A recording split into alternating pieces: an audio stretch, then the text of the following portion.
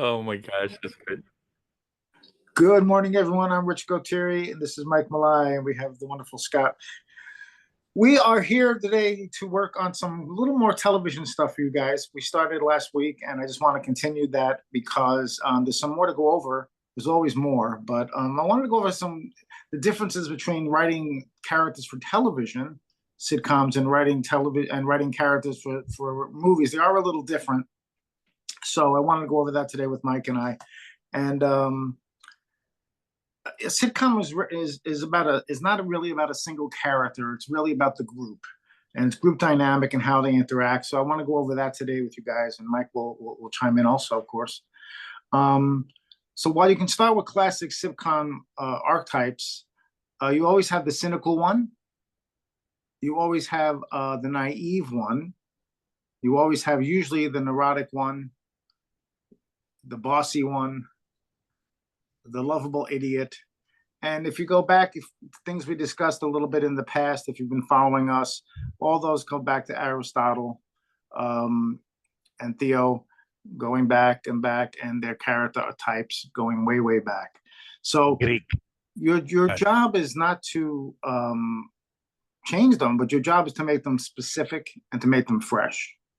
So what's unique about your cynical character? What's unique about your lovable idiot?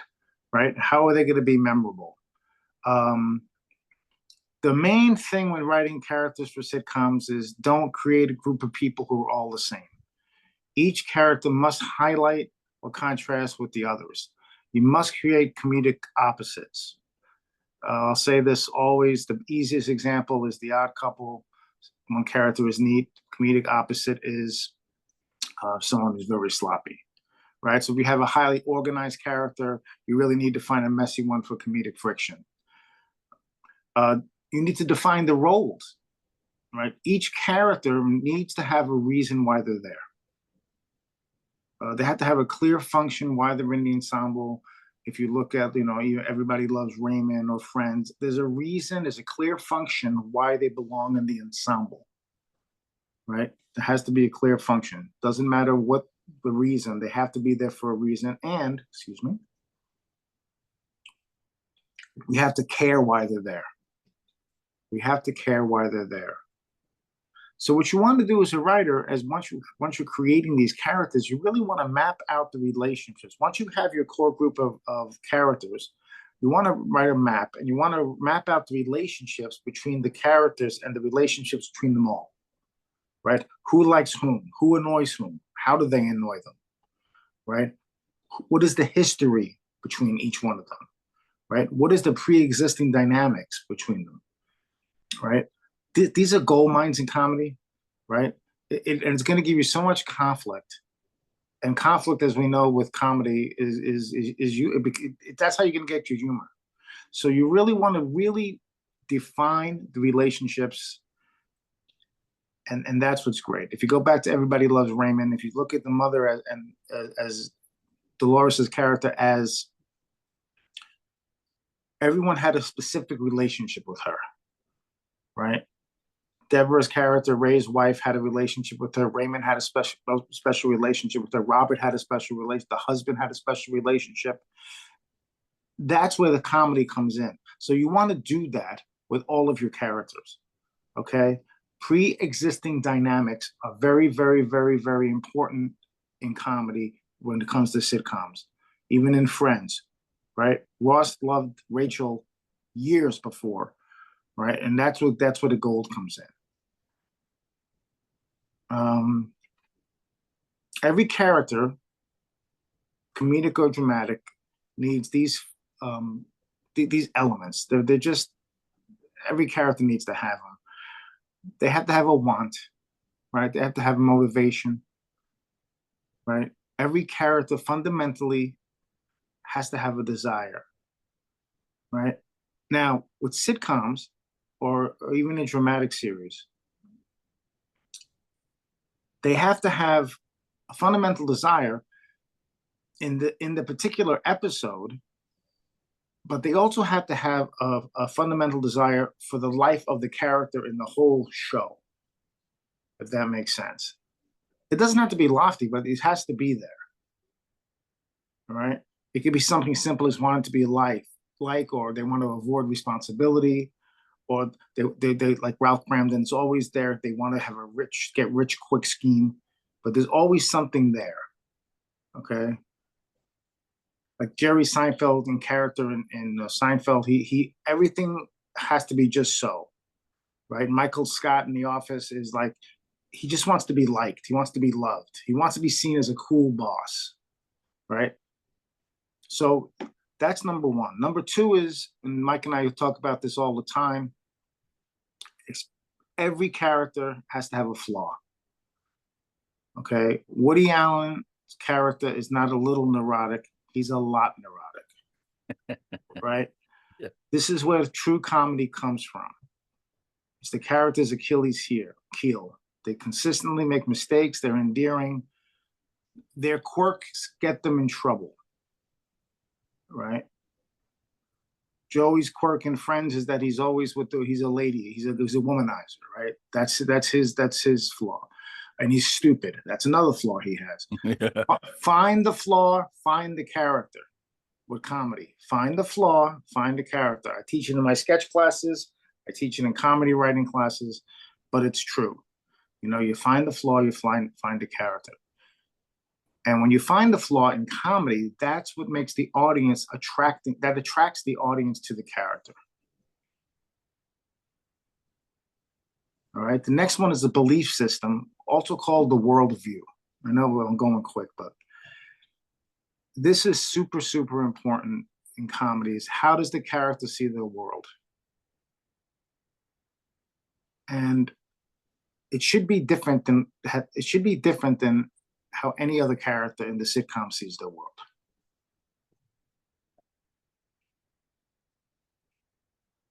Right? What are their core values? What are their prejudices? What are their philosophies? You know, Leslie in Parks and Rec believes in public service, and Ron Swanson believes in minimal government and personal freedom. That's how they see life, and everything is funneled through that. See, even in drama, once you know what the character's worldview is, every line of dialogue is fueled through that worldview. And that doesn't matter in any writing. Once you know a character's worldview, and you can usually do it in one sentence. Like if I write a character and I say something like, Mike Malai, I'm making this up. Mike Malai lives his life by no pain, no gain. Right? That Mike Malai lives his life no pain, no gain. So that means that character is going to work hard, live his life that way. The harder you work, the more you get out of life. Well, then everything he says and does is funneled through that. Every word he says is going to be funneled through that worldview. Okay, so that's very important. You want to add anything, Michael? No, I think you're hitting it right on the head. All of that.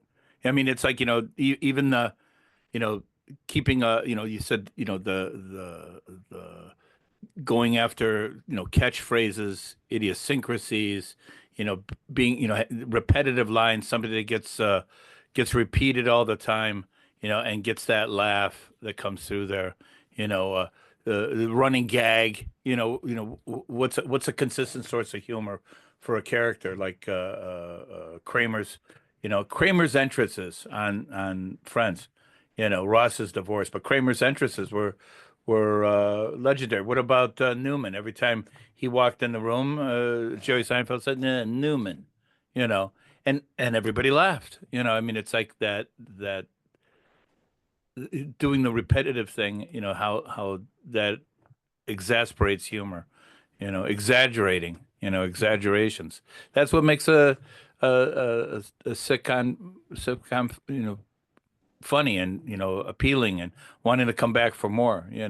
What aspects of a character can exaggerate, for a bigger comedic effect. You exaggerate the flaw, you get the laugh. Yeah, yeah. Exaggerate the flaw, you'll get the laugh also, right? Yeah, I mean, it goes all the way back to vaudevillian times. It's like the old man with the cane, the pretty woman. He's trying to lift his head, to see her boobs. The nurse, it's like, old, and they get the laugh. He's bent over, she's bent back, so Yeah, exaggerating, yeah. And I always tell people, I tell every student in acting and writing, go watch silent films and see how it was done. You should be able to laugh and learn a character arc and a story arc by watching a silent film. Yeah, it's true. They say Um, Star Wars is basically a silent film. The music. yeah, Yeah. Isn't it all context? yeah, The all of it's context because it's so visual. There's yeah. there's a YouTube channel you can watch with just the music without the dialogue. I'd like to see Wow. that. I I would would. love to see that. Also, with characters, you have to remember another thing is distinct voice and speech patterns. Every character speaks differently. The way their rhythms are, the way they speak, the way they act, the way they move, the vocabulary, the delivery. With sitcoms, it's very, very, very important. It's really important. Um, and remember, there's a fine line between caricature and character. Sometimes in some sitcoms, there are things become very caricature, like Two Broke Girls. There's some characters there that have become very caricature. They're still funny, and that's okay depending on your director and things like that. But it just depends. But just there's a fine line. But as the writer, you just write them, and then the director and the producers and the actors are going to take over anyway. So, um, yeah, just remember when you're writing sitcom, when you're writing a sitcom, when you write your series Bible, you have to remember it's important that you're going to have arc potential because all characters, like in a movie, they have to have room for growth. They have to grow. Um, because if you're talking multiple seasons, that's why series Bibles are so important. There has to be room for some sort of growth. Um, and you have, Mandates, but yeah, absolutely. Mandates, but growth, being able to change. Otherwise, it becomes stagnant. well, I they mean, get into how many years was MASH on, Rich? I mean, it was 10 or 11 years. yeah, something like that. It was on longer than the war was. Yeah, absolutely. And what happens is what happens is then sitcom characters have a sometimes they get into a comfort zone and they constantly retreat to go back. The writers go back into the character's comfort zone, and then they're not as funny as they were when it first started. So you got to be real careful with that. So you got to be real careful with that. Um, just always remember understanding the why. Why were they the way you first wrote them? Why did you write them the way they were? And why are they changing when you grow when you're changing when you're arcing them? Why are they changing? They're people, right? So what's making them grow? Right? There has to be a reason for growth. You can't just say they're growing. There has to be an emotional, physical, and spiritual change by the characters, even in a sitcom and in a movie, right? There has to be a reason for the growth, and that the audience will follow you if it's real, if and Friends. I mean, I think that's a good example. And I've only watched Friends recently the last couple of years because I was always at Second City working, and I still never saw Seinfeld. I've seen three episodes of Seinfeld because I always worked. But there's got to be a reason for that arc. There's got to be a reason for arcs. So yeah, yeah, so I think it's really important. Here's we're gonna give you some real Mike. We have some tips, some practical tips for character creation. And if you want to take a look at series Bibles, you can go to Internet Movie Script Database .com and look at some of those series Bibles that are out there. Actually, you can probably do a search and they will pop up either way, whether it's there or simply scripts. There's a couple of sites that have them. It's really cool to look at a original series Bible and see where it grew to, where it went to. How from that original series Bible, and that's usually the first season before it starts that they have those ones out there, and you see where, and especially if you know the show where they went to. It's really cool. So like you need to have like concentrate on each of the characters' name, age, occupation, some of their key traits. List at least 5 to 7, traits that are in there. The wants, the flaws, the belief system has to be listed. Relationships, to the other characters are on the story. And then, of course, like we always say, and for me, it's a real fun part, so when you're building a character or building a world, building that backstory and putting in relevant details and their whole belief system for that character. You're brief, even though you're brief, you can, put those things in there so that the the potential producers and actors, will understand those facts. Make a physical description, which is really important for casting. If you ever read for an audition, this character does this, this, and this. This is what this character comes from. This is what this character believes. So that really helps casting when they're trying to find their perfect character for the role. Their signature mannerisms and habits, things that make them uh, the way they are. I can't remember what show it was, but this one guy used to do this with his head, before he said something. I can't remember. It was a idiosyncrasy. It was an old TV series. I can't recall it. I think it was Car 54. Where are you? It's really old. But that one character on there had that undulating head, and that was his signature habit. I'm sure it worked at the guy's neck, the actor, after doing it for so many years. And also their comedic function. How do they make people laugh? What is their key to laughter? What is their impetus to cause people to laugh? You So, know, and then you know, you know, we say that. I'm sorry. Go ahead. no, and then like on top of that, our book, the 500 questions to interview your fictional character. That's where this comes in. Um, you interview your character, whether you use our book or whatever for questions. You pick up on their mentality, by writing it out. Literally.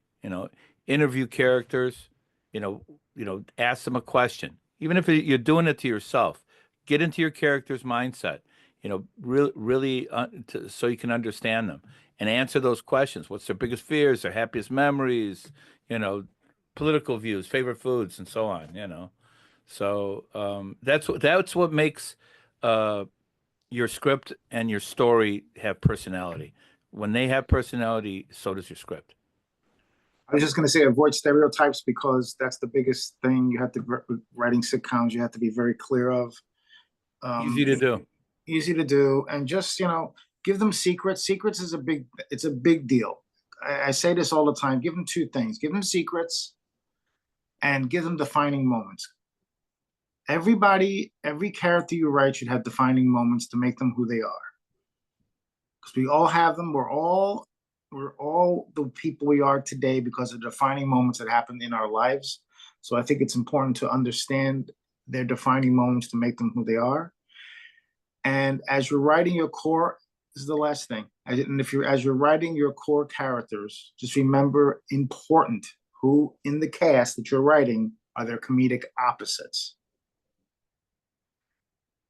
Focus on these elements, and I think it's a great way to start writing for your sitcom. That's a lot in 25 minutes, but we have weeks and weeks on this stuff in our classes, and I hope you join us. But this is just a quick little taste for you guys. And just a postscript to that. It's like don't be afraid to create characters and take a chance. It's only paper. It's only digital.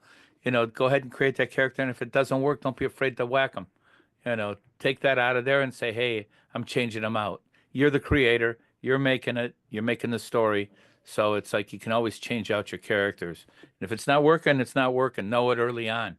Write a few scenes. If you're thinking of a character, go ahead and write a couple scenes with those elements that you said, hey, this character has to have, just to test it out. Yep. And where they're at and where they're from and where they live, and that's totally up to you. So have fun, and just remember, it's comedy. Yeah. Make them funny. Make them fun. Make them funny. No pressure. There's no subject matter that you can't make funny. After all, Hogan's Heroes was about a bunch of Nazis with a prison camp. You know, so there's say nothing that that word you again. can't make funny. That's excellent. Thank you so much, guys. You're welcome. Thanks, guys. Really got a lot out of it. Appreciate you. You're welcome. Thank you.